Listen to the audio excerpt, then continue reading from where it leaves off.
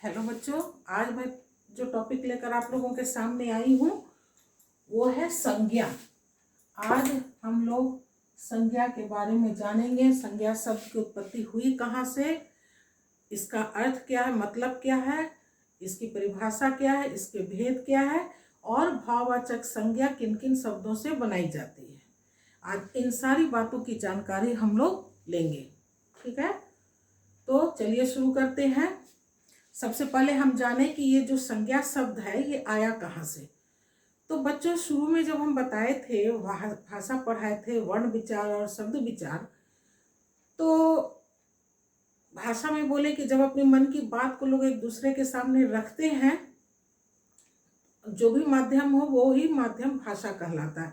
चाहे वो हिंदी हो, इंग्लिश हो, उर्दू, फारसी, जो भी हो वही भाषा कहलाता है। भाषा बनने के बाद फिर लोग अपने जीवन में जो अनुभव ज्ञान प्राप्त किए उसको लिखने के लिए, उसको धरोहर के रूप में रखने के लिए कि पीढ़ी दर पीढ़ी उसको पढ़कर जाने और उससे लाभान्वित हो, इसके लिए क्या हुआ, लिपि का आविष्कार हुआ। लिपि लिखने के लिए एक निश्चित चिन्ह का आविष्कार हुआ जिसको कि लिपि कहते हैं। और उस लिपि में जो निश्चित चिन्ह किया गया कि जैसे ये सबों को सुविधा के लिए एक निश्चित चिन्ह या आकार दे दिया गया कि सभी लोग इसको यही पढ़ेंगे और इसका उच्चारण भी यही करेंगे। जैसे इसका नाम क दे दिया गया तो सभी लोग इसको क ही उच्चारित करेंगे और क ही पढ़ेंगे। तो ये निश्चित चिन्ह को ही वर्ण कहते हैं। फिर उसके बाद जब वर्ण बन गया तो वर्ण बनने के बाद फिर शब्द की ओर लोग आगे बढ़े, इस शब्द बनाए। तो वर्णों के सार्थक मेल को, वर्णों को जब वर्ण मिलाते हैं तो उन्होंने कहा कि वर्णों का ऐसा मेल करेंगे कि उसका कोई सार्थक यानी सही अर्थ कुछ निकले। जैसे ये हो गया कमल, 3 वर्ण मिले इसमें, कमल बन गया कमल। अब ये जो शब्द बना ये सार्थक शब्द है। मतलब सार्थक यानी अर्थ देने वाला, जिसका कि कुछ अर्थ निकले। तो ये जो 3 वर्ण मिलकर कमल बना, इसका कमल जो पढ़ेंगे तो इसका मीनिंग समझ में आता है कि कमल एक प्रकार का फूल है जिसका नाम कमल रखा गया। तो वर्ण का निर्माण होने के बाद फिर उसके बाद शब्द का निर्माण हुआ। कैसा शब्द? सार्थक शब्द का निर्माण हुआ। फिर उसके बाद ये जो शब्द बना तो शब्द को बनाने में 4 आधार लिया गया। 4 आधारों पे शब्दों का निर्माण किया गया। वो कौन कौन था? 4 आधार था। उत्पत्ति के आधार पे, जिसमें कि तत्सम, तद्भव, देशज, विदेशज और मिश्रित हुआ। दूसरा बना वो रचना या बनावट के आधार पे, जिसमें रूढ़, यौगिक और युगरूढ़ शब्द बने। तीसरा हुआ अर्थ के आधार पे, एकार्थक, अनेकार्थक, समानार्थक, विपरीतार्थक शब्द आदि है, भिन्नार्थक शब्द है। और चौथा जो था वो प्रयोग के आधार पे। तो बाकी 3 छोड़ के प्रयोग के आधार पे ही हम आगे बढ़ेंगे तो हमें संज्ञा शब्द मिल जाएगा। प्रयोग के आधार पर भी शब्द को 2 प्रकार में बांट दिया गया। एक वैसे शब्द का निर्माण हुआ जिस पर कि लिंग, वचन, कारक और काल, लिंग, वचन, कारक और काल, ये 4 शब्द जो हैं बनाए गए। इन चारों शब्दों का प्रभाव पड़ता था। यानी अगर कोई शब्द को हम लें तो लिंग के अनुसार उसका रूप परिवर्तित हो जाता है। वैसे शब्द को जो जिस पर लिंग, वचन, कारक और काल का प्रभाव पड़ता है, सब पड़ता है, उसके कारण वो अपने रूप में बदल लेते हैं, परिवर्तित हो जाते हैं दूसरे रूप में। वैसे शब्द का नाम दिया गया विकारी शब्द। विकार से बना विकारी, विकार से बना विकारी। और विकार का मतलब होता है परिवर्तन। विकार का मतलब होता है परिवर्तन। परिवर्तन यानी चेंज ले आना। तो प्रयोग के आधार पे जो दो भागों में बांट दिया गया शब्दों को, तो एक शब्द में उन शब्दों को रखा गया एक भाग में जिसमें कि लिंग, वचन, कारक और काल के अनुसार वे शब्द में परिवर्तन आ जाता था। जैसे एक एग्जाम्पल लेते हैं, लड़का। अब लड़का क्या है, पुल्लिंग में अगर ले तो पुल्लिंग शब्द है, अगर इसको स्त्रीलिंग में प्रयोग करेंगे तो बन जाएगा लड़की। सॉरी, ये तो लकड़ी हो गया, लड़की। अब इसके रूप में परिवर्तन आ गया। अगर लड़का को एक वचन में लेते हैं, वचन के अनुसार, बहुवचन में क्या हो जाएगा, लड़के, लड़के या लड़कों। तो यहाँ भी रूप में परिवर्तन आ जाता है। उसी तरह से काल और कारक के अनुसार भी हो जाता है। लड़का का, लड़कों को, लड़के के लिए, लड़कों से, कारक के अनुसार भी परिवर्तित हो जाता है। तो ऐसे शब्द जिस पर कि लिंग, वचन, कारक और काल का प्रभाव पड़ता हो, उसकी वजह से अपने रूप में परिवर्तन ला देते हैं, ऐसे शब्दों को विकारी शब्द कहा गया। प्रयोग के आधार पर जो दो भागों में बांटा गया, एक में वैसे शब्द लिया गया जिस पे लिंग और वचन, कारक और काल का प्रभाव पड़ता हो, वैसे शब्द को कहे विकारी शब्द। और ये जो विकारी शब्द का जो निर्माण हुआ, जिसपे कि लिंग, वचन, कारक और काल का प्रभाव पड़ता था, वो बना क्या क्या, उसका नाम दिया गया संज्ञा, सर्वनाम, क्रिया, विशेषण, विशेषण। यानी कि संज्ञा, सर्वनाम, क्रिया और विशेषण, ये जो चार शब्द बनाए गए, प्रयोग के आधार पर विकारी शब्द का निर्माण किया गया, जिन पर कि इन चारों पर लिंग, वचन, कारक और काल का प्रभाव पड़ता था, ऐसे शब्द को कहा गया संज्ञा, सर्वनाम, क्रिया और विशेषण। दूसरे वर्ग में वैसे शब्दों को रखा गया जिस पर लिंग, वचन, कारक और काल का प्रभाव नहीं पड़ता था, यानी ये बहुत ढेर थे। इन पे न लिंग का असर होता था, पड़ता है, न ही वचन का, कारक का और काल का। उन शब्दों को कहा गया अविकारी शब्द। अविकारी शब्द, विकार यानी परिवर्तन, विकारी यानी परिवर्तित होने वाला, अ का मतलब हो गया नहीं, यानी वैसे शब्द जो अपने आप में कोई परिवर्तन नहीं लाते, बहुत ढीठ, न उन पे लिंग का असर है, न वचन का, न कारक का, न काल का, वो एज इट इज, जो के त्यों, किसी भी रूप में उनका प्रयोग कर लीजिए, वो एज इट इज रहेंगे। जैसे मान लेते हैं तेज। अगर तेज शब्द को हम पुल्लिंग में इस्तेमाल करें कि राम तेज दौड़ता है, स्त्रीलिंग में अगर स्त्रीलिंग शब्द लेकर प्रयोग करें, सीता तेज दौड़ती है, तो हम देख रहे हैं कि इस पे लिंग का कोई प्रभाव नहीं पड़ रहा है। बहुत, राम बहुत बोलता है, सीता बहुत बोलती है, इस पर भी कोई प्रभाव नहीं पड़ा। वह बहुत बोलता है, वे सब बहुत बोलते हैं, कोई प्रभाव नहीं पड़ रहा है, ये एकदम ढीठ है, इन पे कोई असर नहीं होता है। तो ऐसे शब्द जिस पर लिंग, वचन, कारक और काल का प्रभाव नहीं पड़ता है, वैसे शब्द को कहते हैं अविकारी शब्द। इस प्रयोग के आधार पर ऐसे शब्द का निर्माण किया गया, जिनको दो भाग में बांट दिए। जो परिवर्तित हो जाते थे उनका नाम दिया गया विकारी शब्द, और जो परिवर्तित नहीं होते थे उनको दिया गया अविकारी शब्द। अविकारी शब्द में भी आता है क्रिया विशेषण, आता है संबंधवाचक, समुच्चय बोधक, निपात, क्रिया विशेषण आदि शब्द आते हैं।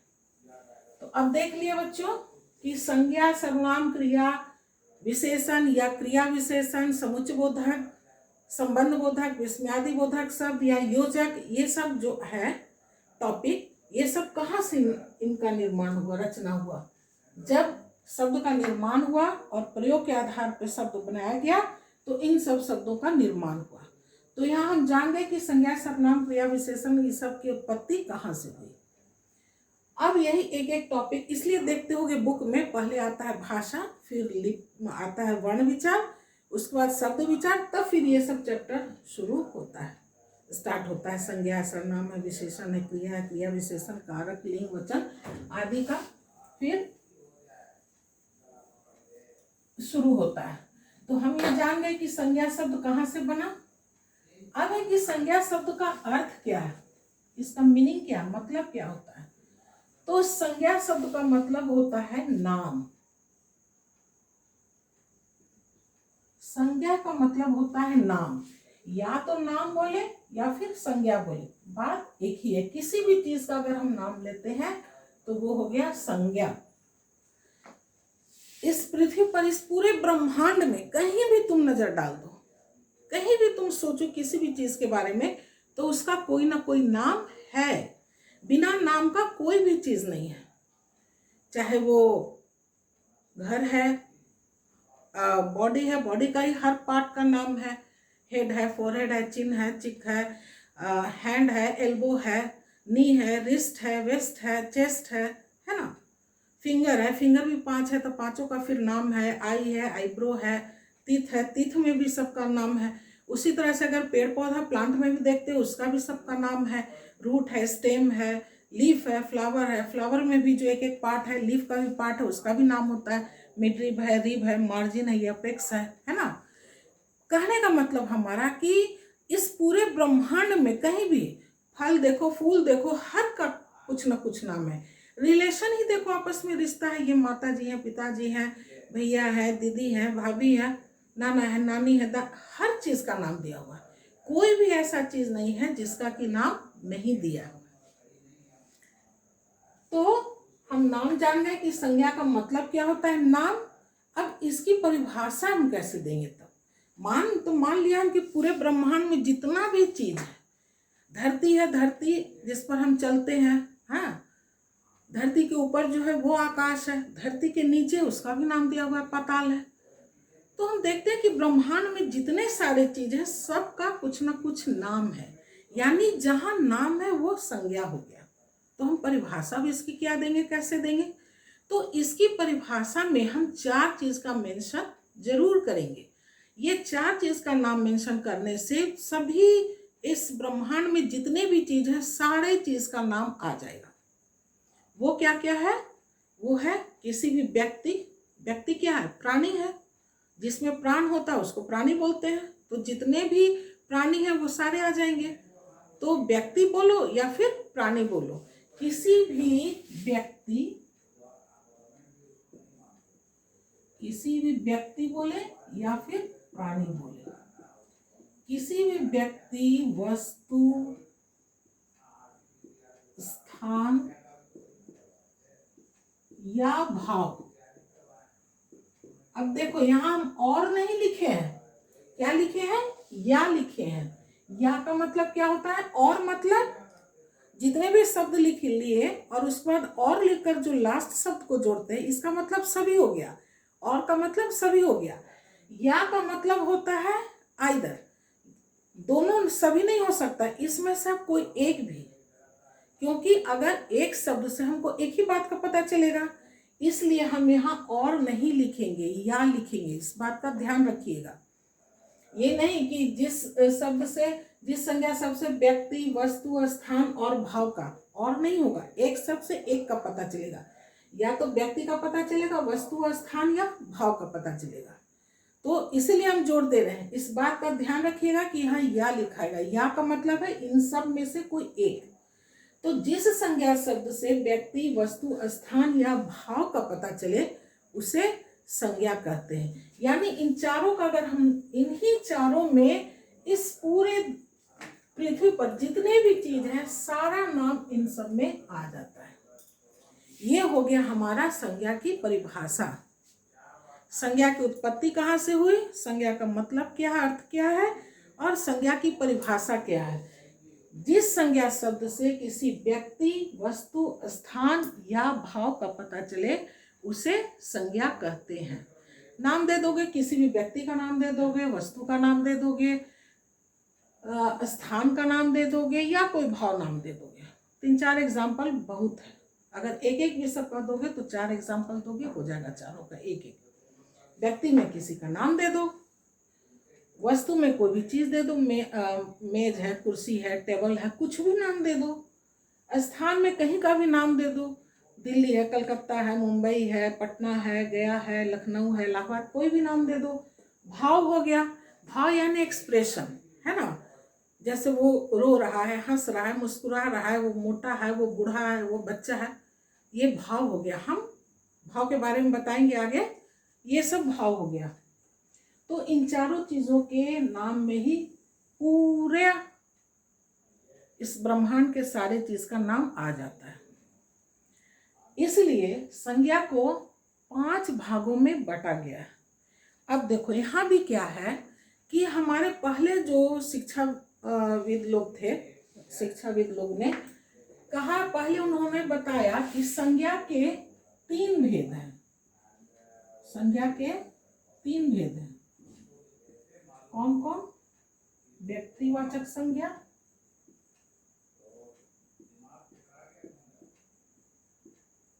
दूसरा जातिवाचक संज्ञा,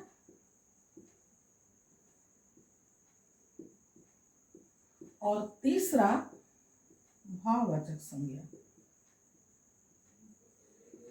शुरू के शिक्षाविदों ने यही 3 भेद बताया कि संज्ञा के 3 भेद है, और जातिवाचक संज्ञा के अंतर्गत फिर उन्होंने कहा कि 2 प्रकार के और हो जाएंगे संज्ञा। कौन कौन? वो है समूहवाचक और समूहवाचक बोले या समुदायवाचक।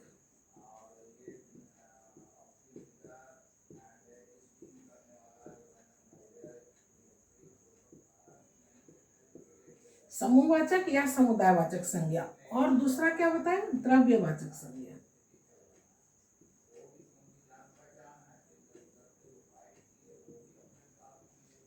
शुरू में शिक्षाविदों ने कहा कि संज्ञा को हम लोग 3 भागों में बांट देते हैं, व्यक्तिवाचक संज्ञा, जातिवाचक और भाववाचक। और जातिवाचक के अंतर्गत फिर उन्होंने कहा कि समूहवाचक संज्ञा और द्रव्यवाचक संज्ञा आएगा।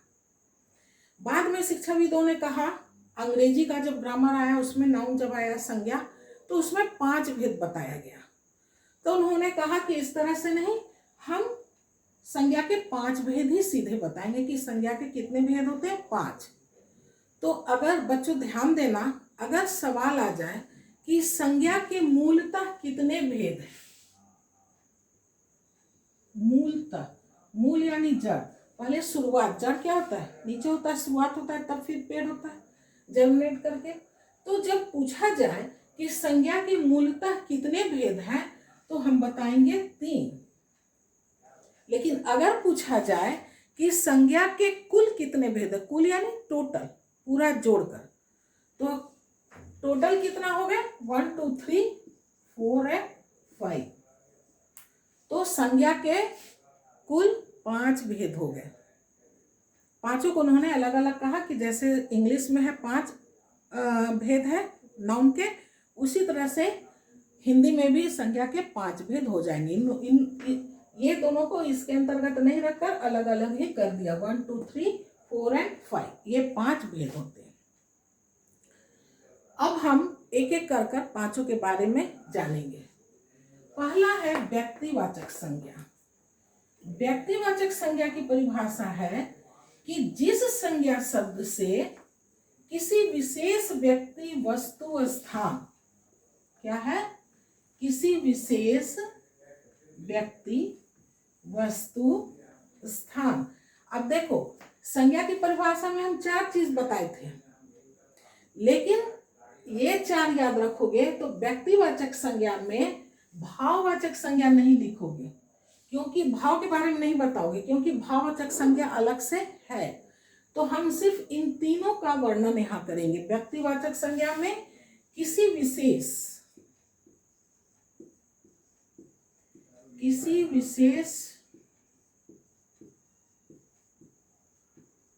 व्यक्ति, वस्तु, स्थान,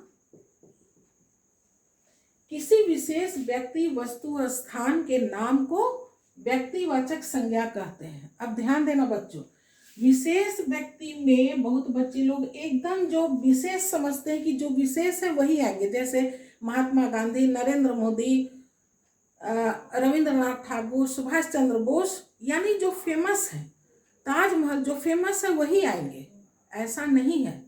हम भी हैं, व्यक्तिवाचक संज्ञा में मेरा नाम भी आएगा, तुम लोगों का भी नाम व्यक्तिवाचक संज्ञा है। हम लोग तो फेमस नहीं है।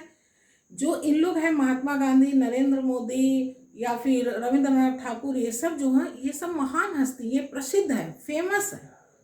विशेष में हम भी हैं, तुम भी हो, किसी का भी नाम ले लो, किसी भी व्यक्ति का नाम ले लो, पशु पक्षी वस्तु का या फिर स्थान का नाम ले लो, यानी किसी पर्टिकुलर इंडिविजुअल का जब हम नाम ले लेते हैं वो व्यक्ति विशेष में आता है। इसके लिए फेमस होना जरूरी नहीं है।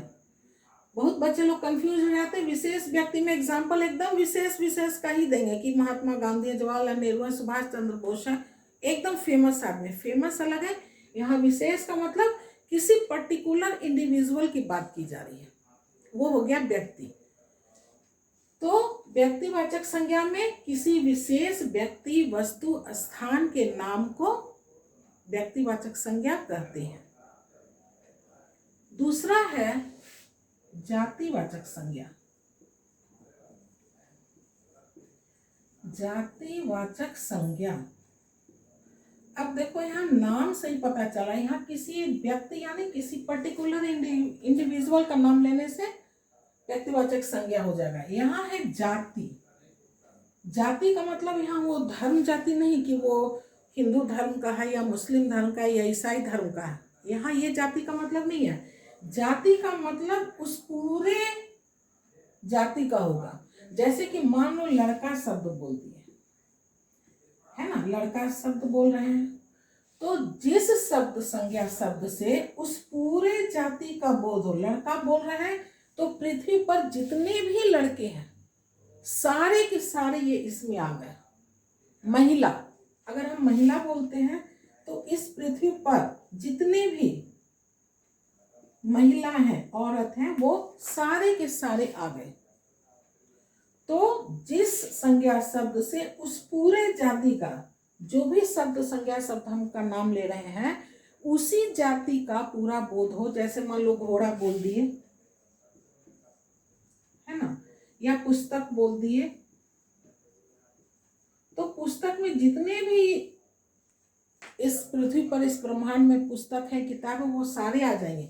जितना घोड़ा है वो सारे आ जाएंगे। सिर्फ घोड़ा ही आएगा, ये नहीं कि घोड़ा बोल रहे हैं तो इसमें ये सब भी आ जाएगा। जिस शब्द के बोल रहे हैं वो सारे जितने भी पुस्तक हैं, या घोड़ा बोले तो जितने भी घोड़ा है वो सारे आ जाएंगे। जितना भी घोड़ा जाति का है वो सारा का सारा जातिवाचक में आ जाएगा। इसलिए इसकी परिभाषा हो जाएगा कि जिस संज्ञा शब्द से उस पूरे जाति का बोध हो उसे जातिवाचक संज्ञा कहते हैं। अब देखो व्यक्तिवाचक संज्ञा और जातिवाचक संज्ञा में क्या अंतर है, ये भी डिफरेंशिएट करके बता देते हैं, समझा देते हैं, क्लियर हो जाएगा। जब हम लड़का बोलते हैं तो पूरे लड़का जाति का बोध हो जाता है। इस पृथ्वी पर जितना लड़का है वो सारे के सारे आ जाएंगे। लेकिन अगर लड़कों में से इंडिविजुअल का हम नाम ले लेते हैं कि आयुष है, अजिताभ है, रॉबिन है ना, आयान है, आद्या है, मायरा है, आशी है, किसी का नाम अगर हम ले लेते पर्टिकुलर तब वो व्यक्तिवाचक संज्ञा में आ जाएगा। लड़का का नाम ले लिया, आयुष है, अजिताभ है, रॉबिन है, आयान है, तो ये नहीं कि एक ही व्यक्ति का नाम होना चाहिए, कुछ भी ना, जितने नाम है, नाम अगर पर्टिकुलर किसी का नाम ले रहे हैं, चाहे वो वस्तु का नाम हो, जगह का नाम, अगर पटना ही नाम ले लिए, जगह का पर्टिकुलर पटना का ही बात कर रहे हैं, पटना, तो ये आ जाएगा व्यक्तिवाचक संज्ञा में। अगर महिला बोल रहे हैं, किसी भी महिला का नाम ले लिए, है ना, जैसे महिला में मान लो ले लिए श्रीमती इंदिरा गांधी, तो वो महिला बोल दिए, जातिवाचक संज्ञा, श्रीमती इंदिरा गांधी बोले तो हो गया व्यक्तिवाचक संज्ञा। अब घोड़ा है, घोड़ा में जातिवाचक संज्ञा हो गया। लेकिन घोड़ा में अगर बोले महाराणा राणा प्रताप जो थे, उनका जो घोड़ा का नाम था चेतक, अगर चेतक का नाम लेते हैं तो व्यक्तिवाचक संज्ञा में आ जाता है। पुस्तक है, पुस्तक आ जाएगा जातिवाचक में। पुस्तक में पर्टिकुलर अगर हम रामायण, महाभारत या जो भी हिंदी, इंग्लिश में जो भी किताब या स्टोरी का, किसी भी चीज का अगर किताब का नाम ले लेते हो तो फिर वो चला जाएगा व्यक्तिवाचक संज्ञा में। कहने का मतलब कि जहां कहीं नाम अगर देखो किसी भी चीज का, व्यक्ति का, वस्तु का या स्थान का अगर नाम लिखा हुआ है तो एकदम आंख मूंद के बोल दो कि वो व्यक्तिवाचक संज्ञा है। लेकिन अगर किसी पर्टिकुलर इंडिविजुअल का नाम नहीं लिया जाता, उस पूरे का बोध करा रहा है, तो वो हो जाएगा जातिवाचक संज्ञा। अब मान लो इतना जो लड़का है, सारे लड़के में हम छांट दिए आयुष, तो ये हो गया व्यक्तिवाचक संज्ञा। लड़की बोले तो जातिवाचक संज्ञा, लड़की में बोल दिए आशी तो व्यक्तिवाचक संज्ञा हो गया। अब यानी कि उतनी सारी लड़की में से ये एक अलग हो गई, अलग जहां हो गई तो ये विशेष हो गई और ये व्यक्तिवाचक संज्ञा में इसका नाम आ जाएगा। Is it clear? अब आगे बढ़ते हैं। जातिवाचक संज्ञा हो गया। अब तीसरा जो था पहले, भाववाचक संज्ञा। भाववाचक संज्ञा में अभी बोले थे हम कि संज्ञा की जब परिभाषा देंगे तो इन चारों का नाम लेंगे। उसके बाद जब व्यक्तिवाचक संज्ञा बोले थे तो बोले थे इन्हीं तीनों का नाम लोगे। व्यक्तिवाचक, व्यक्ति का, वस्तु का और स्थान का, भाव को छोड़ दोगे क्योंकि भाववाचक संज्ञा में भाव आएगा। भाव यानी एक्सप्रेशन। तीसरा जो है भाववाचक संज्ञा। भाववाचक संज्ञा में क्या है कि जिस संज्ञा शब्द से किसी की व्यक्ति या वस्तु का, है ना, स्थान का नहीं होगा, स्थान का गुण दोष नहीं पता चलेगा। कोई भी जगह का अगर हम पटना बोलते हैं तो उसका गुण दोष, अवस्था आदि नहीं बता सकते। इसलिए भाववाचक संज्ञा में किसी भी व्यक्ति या वस्तु का गुण, दशा, अवस्था आदि का पता चलता है तो उसे भाववाचक संज्ञा कहते हैं, है ना। जैसे मान लो उसका रंग रूप ही पता चला कि सीता सुंदर है, ठीक है, तो सुंदरता पता चल रहा है। भाव, भाव की ये विशेषता है, हाँ, इसकी स्पेशलिटी है भाववाचक संज्ञा की कि हम इसको छू नहीं सकते हैं, सिर्फ महसूस कर सकते हैं। अब जैसे हम बोले कि सीता सुंदर है तो उसकी सुंदरता को हम छू नहीं सकते, हम महसूस कर रहे हैं कि वो सुंदर है। क्यों सुंदर लग रही है हमको? क्योंकि वो देखने से उसको बार बार देखने का मन कर रहा है। क्यों? क्योंकि उसको देखने से मन को प्रसन्नता मिल रहा है, अच्छा लग रहा है, इसलिए हम बोल रहे हैं कि वो सुंदर है, ठीक है। उसी तरह से मान लो हम कहें कि वो बूढ़ा है, तो हम बुढ़ापे को छू नहीं सक रहे, हम महसूस कर रहे हैं कि अब उसका उम्र इतना अधिक हो गया है ना, उसका शरीर ढल गया कि अब वो काम करने की क्षमता उसको उतना नहीं है कि वो काम अपने से कर सके, उसको अब सहारे की जरूरत है। तुम कहते हैं कि वो बूढ़ा हो गया, है ना, वो अभी बच्चा है। बच्चे में भी वही बात है, बच्चे में उसका शरीर भी अभी उतना काम करने योग्य नहीं है, उसको सोचने समझने की क्षमता नहीं। तुम कहते हैं अरे वो बच्चा है, अभी छोड़ दो, चलिए। तो हम ये महसूस करते हैं, हम इसको छू नहीं सकते। तो जिस संज्ञा शब्द से गुण, दशा, अवस्था आदि का पता चले उसे भाववाचक संज्ञा कहते हैं। जैसे कहेंगे वो बहुत मोटा है, तो हम ये महसूस कर रहे हैं, फील कर रहे हैं कि वो मोटा है, वो दुबला है, वो मुस्कुरा रही है, तो उसका मुस्कुराना हम फील कर रहे हैं, वो हंस रही है। अभी हम संज्ञा में बताएं कि हर चीज का नाम है। अब देखो हंसने में क्या होगा, उसका मुंह पूरा खुला रहेगा, दांत पूरा दिखेगा, आवाज भी आएगी उसके अंदर से। और मुस्कुराहट में क्या होगा, दोनों लिप्स आपस में सटे होंगे, सिर्फ थोड़ा सा स्पेंड किया हुआ रहेगा, तो हम समझ जाते कि वो मुस्कुरा रही है या मुस्कुरा रहा है। हम ये फील कर रहे हैं कि वो हंस रहा है या मुस्कुरा रहा है या रो रहा है या सो रहा है। तो ऐसे शब्द को कहते हैं भाववाचक संज्ञा, जिसको कि हम महसूस कर सकते हैं, उसको हम छू नहीं सकते। जिस संज्ञा शब्द से उसके गुण, दशा, अवस्था आदि का पता चलता है कि वो मोटा है, बूढ़ा है ना, ये बहुत गहरा है, ये गड्ढा जो है बहुत गहरा है, ये हम महसूस कर रहे हैं कि इसका डेप्थ जो है, गहराई बहुत नीचे तक गई हुई है, ठीक है। तो ऐसे शब्द को कहते हैं भाववाचक संज्ञा। चौथा है समूहवाचक संज्ञा।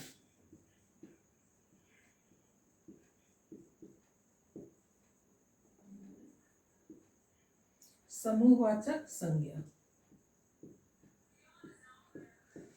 समूह से ही पता चल रहा है कि समूहवाचक संज्ञा यानी जिस संज्ञा शब्द से झुंड, दल, भीड़, है ना, या झुंड हो गया, दल हो गया, भीड़ हो गया आदि शब्दों का पता चले, यानी जिससे थोड़े का पता चले, एक का भी पता नहीं चले और ना ही पूरा का पता चले, थोड़े का जब पता चले तो उसे कहते हैं समूहवाचक या समुदायवाचक संज्ञा।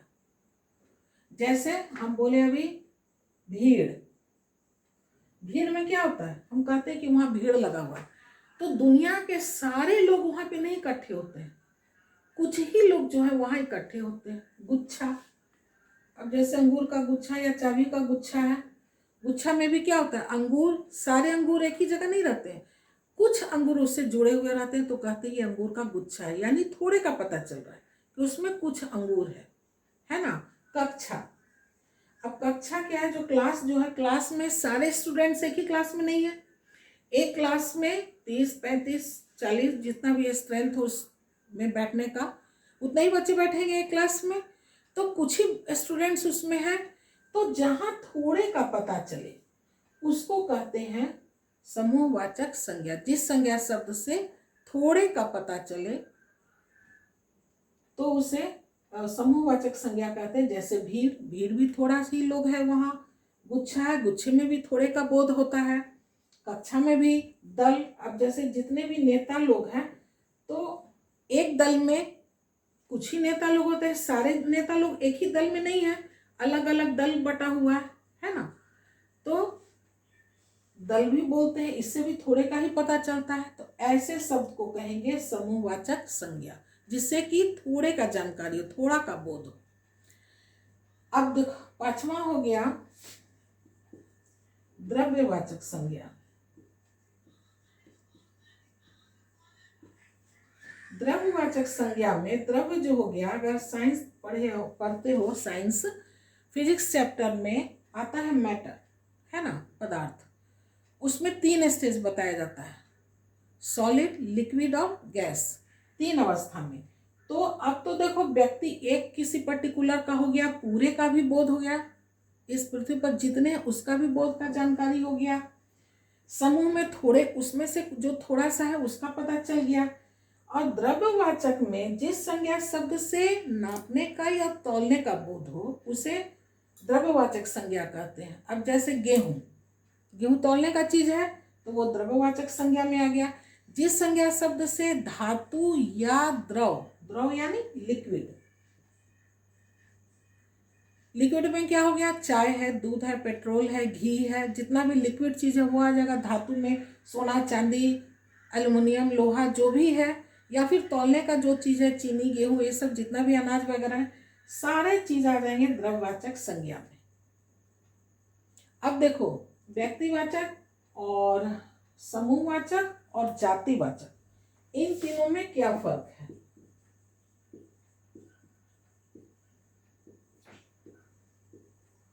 सॉरी, दूसरा, पहला, दूसरा और चौथा। व्यक्तिवाचक में इंडिविजुअल किसी एक का पता चलेगा, एक का नाम होना चाहिए, चाहे नाम हम 10 दे दें, वो 10 व्यक्तिवाचक संज्ञा में आ जाएगा। एक का जब हम बताते हैं, नाम लेते हैं, तो वो व्यक्तिवाचक संज्ञा हो गया। जब थोड़े का पता चलता है, थोड़े का बताते हैं, थोड़े के बारे में, तो हो गया समूहवाचक संज्ञा।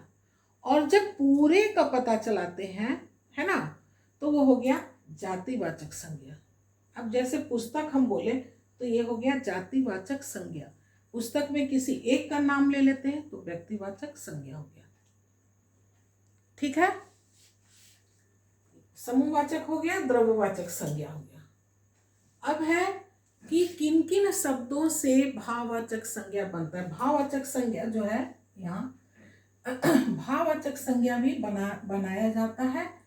5 शब्दों से भाववाचक संज्ञा बनाई जा सकती है। वो कौन कौन है?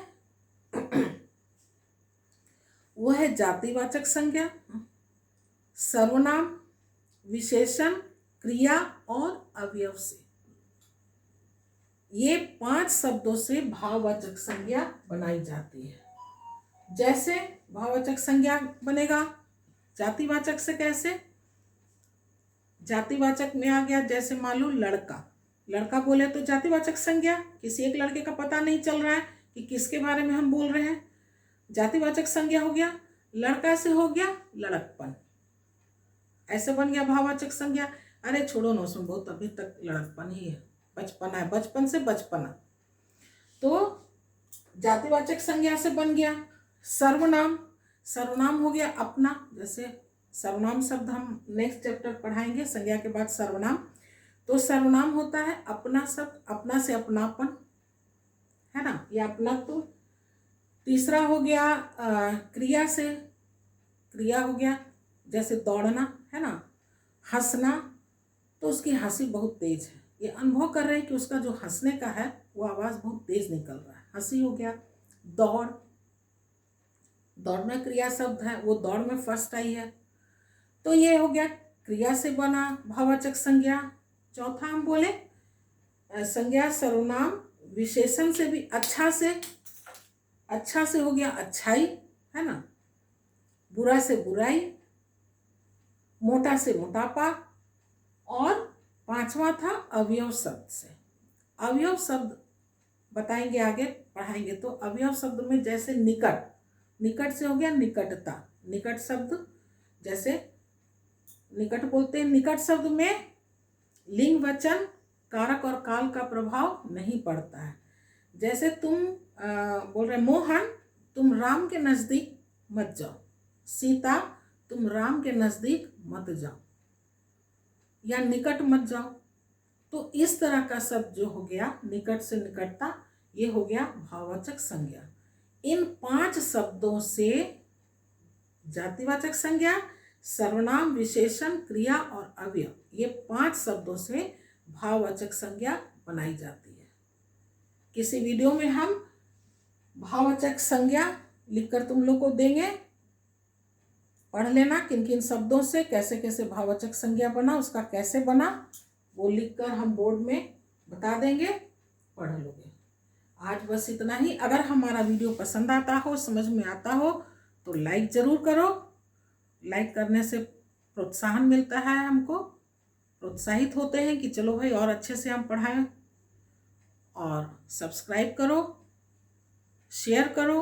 अगर पहले वीडियो देख रहे हो तो सब्सक्राइब करो, लाइक ज़रूर करो, शेयर करो।